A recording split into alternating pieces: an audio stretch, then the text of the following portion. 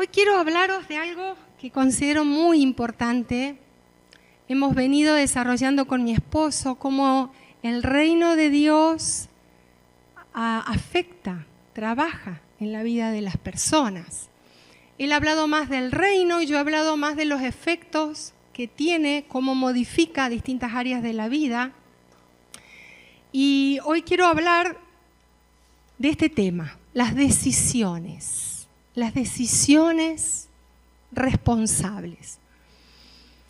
Hemos hablado de que nuestra mente es el taller donde le damos o no le damos lugar a Dios, y lo que pensamos afecta lo que sentimos. Pero hay también una gran consecuencia en lo que hacemos, en nuestras decisiones. Y seguramente como vosotros, yo he visto muchas vidas, voy a ver si lo puedo hacer, que se van enredando en sus propias decisiones. Y para solucionar una mala decisión, se siguen enredando. Y llega un momento que parece que no pueden más salir de ahí, están como aprisionadas por sus propias decisiones. Tomar buenas decisiones es un principio de sabiduría. Cuando tú ves a una persona que tiene su vida en orden, ha tomado buenas decisiones. Y yo quisiera compartir algo, porque nuestra vida es realmente como esas calles. Parece que hay muchos sentidos, hay muchas variaciones de lo que podemos hacer, de lo que podemos elegir. Pero ¿cómo comienza todo esto? Vamos a ver, según la Biblia, lo que nos dice la Biblia, cómo comenzó esto de las elecciones. Dice, tomó pues Jehová al hombre, un texto muy conocido, lo puso en el huerto del Edén, para que lo labrara y lo guardase. Y mandó Jehová Dios al hombre diciendo, de todo árbol del huerto podrás comer, mas del árbol de la ciencia del bien y del mal no comerás, porque el día que de él comieres, ciertamente morirás. Dios crea al hombre, lo pone en un lugar, le da una tarea y le dice, esto lo puedes hacer y solo una cosa, una sola, no puedes hacer. Si la haces, te va a ir muy mal, vas a morir. Se está refiriendo aquí a una muerte espiritual, aunque luego llegó también la muerte física. Pero yo veo en este pasaje dos principios esenciales muy interesantes. Dios le dio al hombre libertad, vale decir, le dio una orden, pero el hombre la podía obedecer o desobedecer. El hombre tenía libertad de movimiento, podía hacer diferentes cosas. Podía decidir en qué horario labraría el huerto, podía decidir qué planta pondría acá o qué otra trasplantaría, podía decidir a qué hora se levantaba o no se levantaba y podía decidir si comía o no comía de lo que no debía comer. Podía decidir.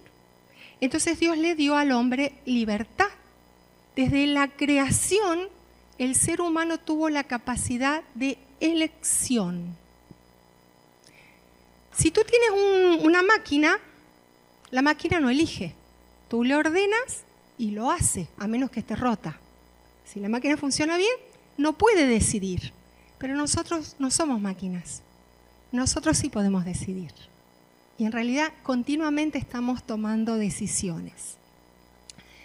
Y la segunda cosa que Dios hizo fue darle responsabilidad. Notemos que Dios le dice claramente, si tú haces esto que yo te digo que no hagas, vas a tener una consecuencia.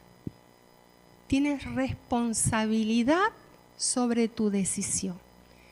Ahora, es muy interesante lo que sucede después, la historia que vosotros conocéis. ¿Adán obedece a Dios o no? No lo obedece, ¿verdad? La serpiente tienta a la mujer se deja seducir invita al hombre, el hombre come, los dos pecan y se alejan de Dios. En algún momento de ese proceso, Dios se aparece y dice, no te permito, y no le deja comer. Dios no hace eso. Dios le dijo lo que le pasaría. ¿Y pasó eso o no? Sí pasó. El hombre tuvo que salir del Edén, tuvo consecuencias por su acto. Las consecuencias significaron que el hombre tendría que esforzarse. Así que cada vez que estés agotado de tu trabajo, recuerda que viene de ahí, porque el trabajo hasta ahí era placentero. Las mujeres tuvieron que dar a luz con dolor. Fueron consecuencias de las elecciones que hicieron. Y Dios no intervino. Dios le dijo, si haces esto, la consecuencia es esta. Y se tuvo que hacer responsable Adán y se tuvo que hacer responsable Eva. A mí me resulta muy interesante que cuando Adán, Dios le pregunta, ¿dónde estás? Y Adán, en lugar de decir, Señor, perdóname, yo hice mal, ¿qué dice? La mujer que me diste. Y Eva, ¿qué dice? La serpiente. O sea, ninguno se hizo cargo. Ninguno aceptó su responsabilidad. Ahora, ese hecho de que no lo aceptaran, ¿los libró de la responsabilidad? No los libró. Vale decir, nos guste o no nos guste, somos responsables. Y lo que elegimos, pagamos las consecuencias, buenas o malas, de nuestras propias elecciones. Llevamos nosotros nuestras elecciones. Dios nos permite decidir. Dios nos permite decidir, pero debemos hacernos responsables por nuestras decisiones. De hecho, este texto de Romanos es muy breve. Vamos a leerlo, buscarlo conmigo. Romanos 14, versículo 12, es muy breve, pero es muy claro. Y dice así, de manera que cada uno de nosotros dará a Dios cuenta de sí. ¿De qué darás cuenta tú? ¿De mí? No podré decir, mi marido o mi mujer o la serpiente, yo daré cuenta de mí. Ay, es que mi vecino me trata mal, por eso lo trato mal. Yo elijo tratarlo mal o no. Yo daré cuenta de mí. No hay excusa. Esto es muy importante, hermano, porque siempre ponemos todos muchas excusas. Hay un principio que rige las decisiones y es un principio que podemos decirle la ley de la siembra y de la cosecha. Dice, no os engañéis. Dios no puede ser burlado, pues todo lo que el hombre sembrare, eso también segará. Porque el que siembra para su carne, de la carne segará corrupción, mas el que siembra para el Espíritu, del Espíritu segará vida eterna. No nos cansemos pues de hacer el bien, porque a su tiempo segaremos si no desmayamos. Lo primero que nos dice es este concepto, no os engañéis. No nos podemos evadir de nuestra responsabilidad. Esto lo he visto tantas veces, hermano. Parece que siempre la culpa la tiene el otro. Yo soy el pobre inocente y el otro que es malo. No, yo soy responsable de lo que hago. No lo puedo convencer a Dios. No, y no vale la pena que me engañe, pensando que en definitiva voy a encontrar alguna buena excusa. Lo que yo decido, lo decido y me debo hacer cargo. No podemos evadirnos de nuestra responsabilidad, porque Dios no puede ser burlado. Es más, hasta podemos engañar a otro. Mira, hasta quizás yo pueda decirte y contarte una historia que no es del todo cierta y quizás tú me vas a creer. Pero la verdad es que a Dios no lo voy a engañar. Lo más interesante es que Él sabe no solo lo que yo pienso, lo que digo, sino mi intención. Si yo he querido engañarte, hasta por eso voy a ser responsable. Dios no puede ser burlado. Él sabe todo de todos. Y todo lo que el hombre sembrare, eso también segará. Es muy interesante esa palabra todo. Todo lo que el hombre sembrara. Vosotros sabéis que en la antigüedad hacían los surcos y los que sembraban no era con máquinas como es ahora, sino que se colocaban las semillas, iban tirando puñado y puñado y puñados y caminando y tirando y tirando. Es algo como la vida. A lo largo de tu vida, tú vas decidiendo, decidiendo, decidiendo. Y de todo lo que tú has sembrado, cosecharás. No de lo que no sembraste, de lo que sembraste. Y a veces hay siembras que uno ni se acuerda que las hizo. Me pasó algo muy interesante 2 años atrás, 3, cuando estuve en Argentina, 2 años atrás, y falleció mi papá. Y yo estaba muy mal de salud también, y estaba intentando reponerme, haciendo tratamiento allí. Y encontré a una niña, a una joven, una chica de 20 y algún años. Yo había vivido en ese pueblo, no solo cuando era pequeña, sino después de casada con mi esposo y nuestros 3 hijos. Y yo no sabía quién era la chica, porque habían pasado muchos años, pero ella me reconoció. Y me dijo, ¿usted se acuerda de mí? No tengo la menor idea quién eres. Me dijo, ¿usted se acuerda que mi papá trabajó haciendo un tapial en su casa y éramos 4 niñas? Y ahí me acordé de ella. Porque era un hombre que su esposa lo había dejado y tenía 4 niñas. Entonces, la más grande habrá tenido 8 años y la más pequeña tendría 2 años. Y el hombre se las llevaba a trabajar con él porque no tenía con quién dejarlas. Y yo no recordaba en absoluto la situación, salvo ese hecho que él venía a mi casa a levantar esa pared con las niñas, pero esta niña se acordaba de que yo les daba chocolate, leche con chocolate todas las tardes. Y yo no lo recordaba. Y ella me dice, usted hacía la leche con chocolate más rica que existe. Hermano, el que conoce mi cocina sabe que yo nunca puedo cocinar rico. Ella lo sentía rico, porque era un sabor de mamá. Y aunque era tan pequeñita, se acordaba de mí 15 o 20 años después. Esa chica le ayuda a mi mamá. Va a la casa de mi mamá, la acompaña a mi mamá. Esa chica. Después de eso, mi mamá le pidió que la acompañara. Quiero decir, cosas pequeñas que quizás no recuerdas. Tú piensas, ¿qué importancia tiene que le acaricie la cabecita a un niño en la calle? No te lo recuerdas. Sin embargo, lo cosecharás. ¿Qué importancia tiene cuando le pones la mala cara al niño? Sin embargo, lo cosecharás. Me explico lo que quiero decir. Todo lo que el hombre sembrara, eso también cosechará. Y básicamente hay 2 clases de siembra, la Biblia las diferencia.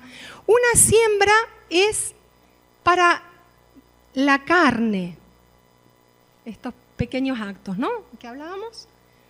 Y hay una siembra para la carne. ¿Qué es la carne? Según la Biblia es nuestra naturaleza pecaminosa, nuestra vieja naturaleza de pecado, lo que nos quiere llevar a hacer lo que queremos, a seguir nuestro ego, nuestro yo, lo que me gusta. Le guste a Dios o no le guste, a mí me gusta. El que hace eso, si hacemos eso, cosecharemos corrupción. En otras versiones de la Biblia dice muerte.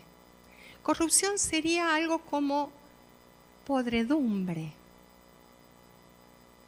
¿Cómo puede cosecharse podredumbre si soy egocéntrico? Y porque voy a ensuciar, voy a poner feas mi reputación, mi economía, mis amistades. Voy a poner feas cosas con las que estoy en contacto. Pero si por el contrario sigo lo que el Espíritu quiere, cosecharé vida. ¿Qué dice después de vida? Eterna. No será solo para aquí. Tus acciones aquí siguen contigo. Vida eterna. Por lo tanto, no nos cansemos de hacer el bien. Sembrar decidiendo obedecer al Espíritu nos trae mucho provecho, hermanos. Si hoy siembro bien, estoy decidiendo que voy a cosechar cosas buenas. Si hoy siembro mal, estoy decidiendo que mañana voy a tener cosas malas. Hoy estoy anticipándome a lo que voy a recibir. En base a lo que hoy hago, voy a recibir. Por eso es tan importante lo que decidimos. Esas malas decisiones, cuando nos enrollamos en nuestras malas decisiones, no es una mala decisión. Es una serie de malas decisiones. Como las buenas decisiones no son una, son una serie de buenas decisiones. Decido y vuelvo a decidir por lo bueno. Ahora, hay algunas decisiones fundamentales. Yo no voy a hablar de todas porque realmente son muchas las áreas, pero voy a hablar de 3 cosas en las que cotidianamente estamos decidiendo. Y una es qué lugar le damos a Dios en nuestra vida. Hay 2 textos que son tremendos sobre esto. Dijo Jesús, si ustedes me aman, obedecerán mis mandamientos. Y en el mismo contexto, Él preguntó, ¿quién es el que me ama? El que hace suyos mis mandamientos y los obedece. Al que me ama, mi Padre lo amará. Y yo también lo amaré y me manifestaré a Él. Este texto nos dice claramente que no tiene mucha importancia si tú dices que amas a Dios. Lo importante es que lo ames como Él quiere que lo ames. Este texto nos está diciendo que las emociones son solo una mínima parte de lo que importa, porque lo que importa son las decisiones.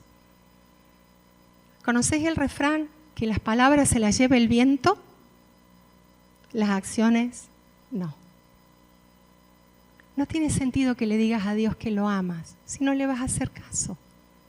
¿De qué te sirve amar a Dios y hacer lo que tú quieres? Lo que Jesús quiere es que tu amor por Él se manifieste en acciones que Él aprueba. Esa es la clase de amor que Dios quiere en nosotros. No es un amor teórico, es un amor absolutamente práctico. Y no depende de lo que sientas.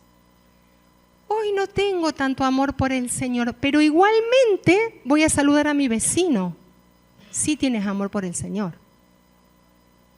Eso vale más que tú estés diciendo te amo Señor, y luego le des la vuelta a la cara a tu vecino.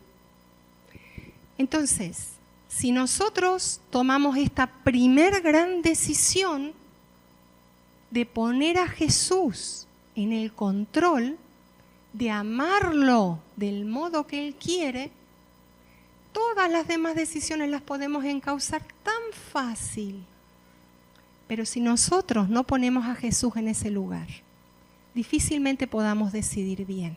Por eso esta es la decisión que es la piedra base, angular de toda nuestra vida. Y lo haces cada día. Lo haces cada día. Porque el Señor Jesús dijo que el que permanece en Él, ese dará fruto. Tú no puedes permanecer si te sales, si te vas, no puedes. Para permanecer hay que estar continuamente pegadito, pegadito, y cada día, cada día, cada día. ¿Me explico? No te tienes que salir de Jesús en ningún momento. Dios quiere coherencia. Todos sabemos lo que significa la palabra coherencia. Coherencia es decir y hacer lo mismo. Dios quiere coherencia entre lo que sientes y lo que haces. Esa es la manera de demostrarle nuestro amor. Así que una de las cosas que decidimos continuamente es qué lugar le damos a Jesús. Y si realmente lo estamos amando como Él quiere. Otra cosa muy importante es el tipo de relaciones o cómo nos relacionamos con los demás. Yo creo que tenemos muchas veces un concepto equivocado de que debemos amar a Dios por sobre todas las cosas y basta. Y el segundo y gran mandamiento es similar a este. ¿Cuál es? Como a ti mismo. Es el segundo y gran mandamiento. Jesús los dijo juntos. Mira, es tan importante la relación que establecemos con los demás. Es tan importante que Dios no quiere nuestra adoración sin comunión. Este texto es tremendo. Si estás presentando tu ofrenda en el altar y allí recuerdas, presentar la ofrenda en el altar es un acto de adoración, y allí recuerdas que tu hermano tiene algo contra ti, deja tu ofrenda allí delante del altar, ve primero y reconcíliate con tu hermano, luego vuelve y presenta tu ofrenda. Tu adoración, Dios prefiere que no se la des hasta que no arregles las cosas con los demás. Esto es grave. Es grave. Es grave tener malas relaciones con los demás. Es grave. Limita hasta la adoración a Dios. Debemos arreglar cuentas, debemos vivir en paz con todos, al menos de lo que dependa de nosotros. Y hay pasos muy simples en la Biblia, los voy a, si bien este no es el tema, pero los quiero dar porque muchas veces los cristianos no sabemos cómo enfrentar los conflictos con otros cristianos. Notad aquí que está diciendo que el hermano tiene algo contra ti. Vale decir, si yo peco y el otro está ofendido conmigo, yo reconozco el error y tengo que ir y arreglar cuentas con el hermano. Ahora, ¿qué pasa si es al revés? Vamos a ver esos pasos de reconciliación.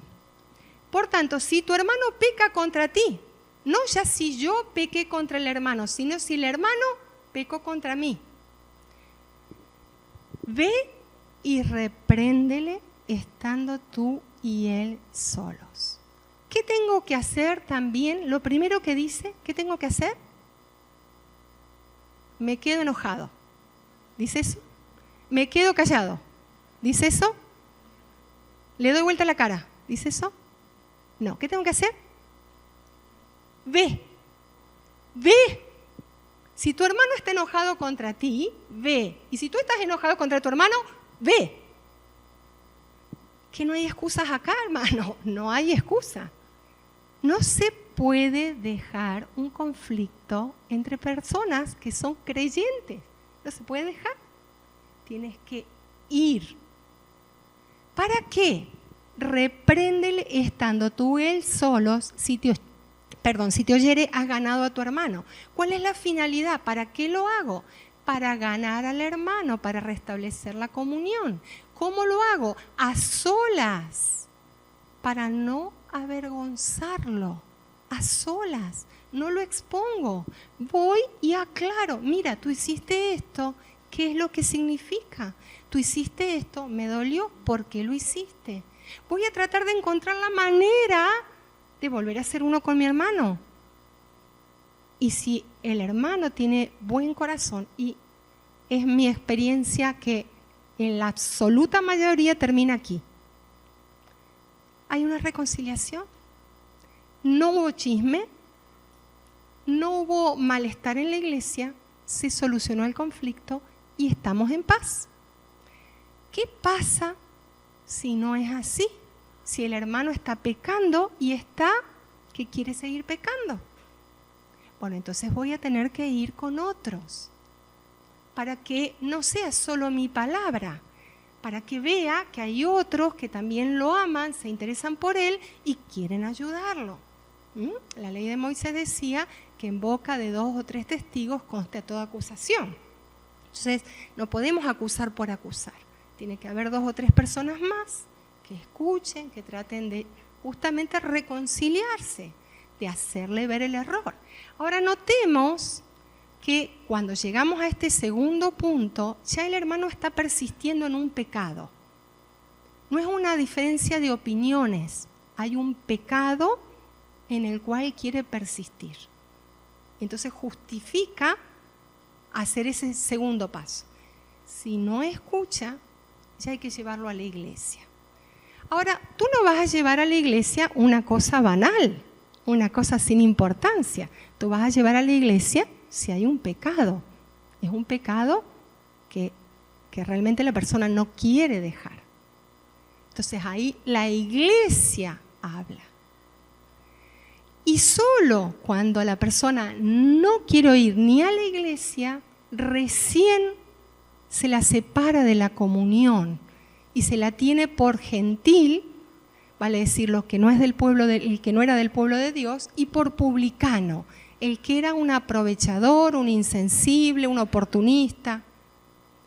Pero se hacen todos esos pasos. ¿Por qué? Porque la intención es ayudar al hermano.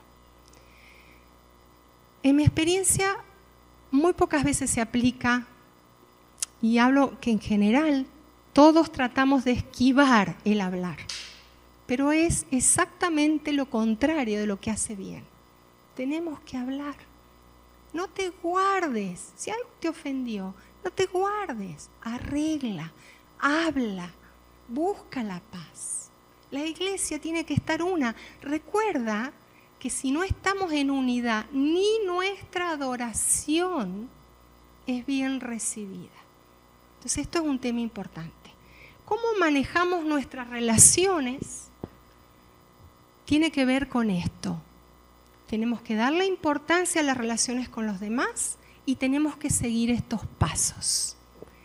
Y si tú no le has dado importancia a las relaciones interpersonales, déjame que te diga que puede ser una fuente de mucha angustia. Tienes que darle importancia. Las personas somos importantes para las demás personas. Muy bien, vamos al último punto.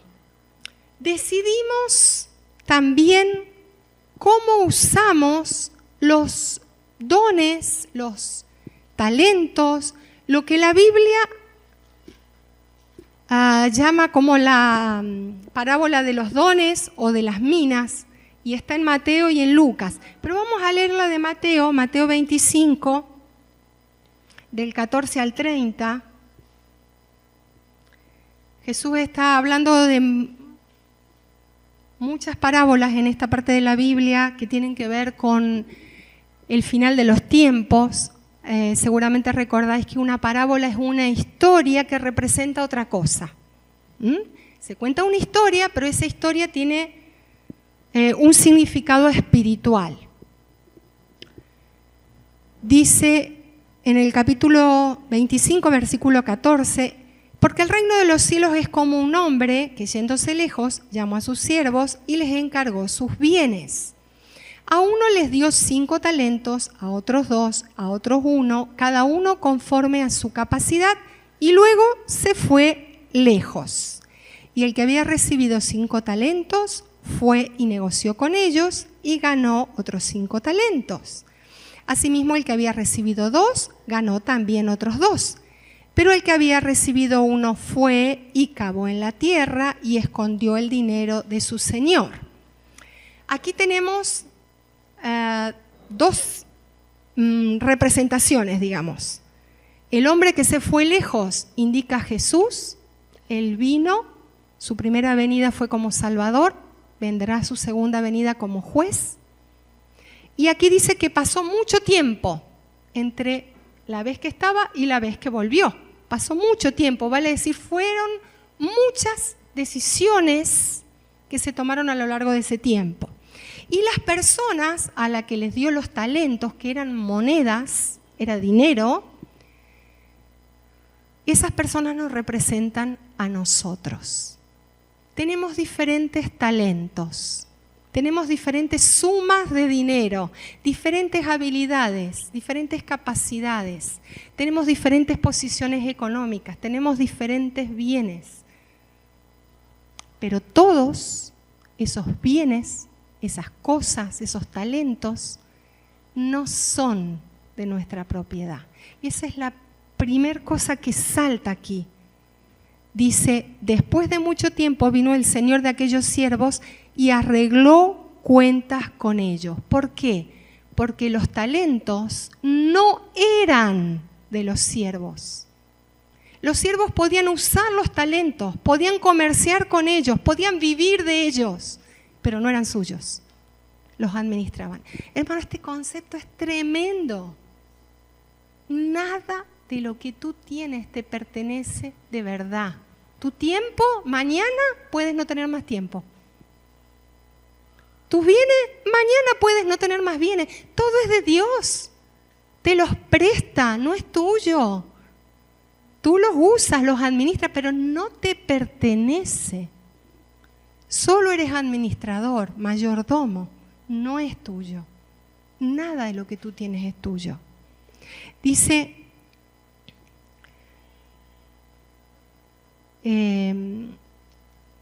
llegando el que había recibido, versículo 20, llegando el que había recibido 5 talentos, trajo otros 5 talentos diciendo, Señor, 5 talentos me entregaste, aquí tienes.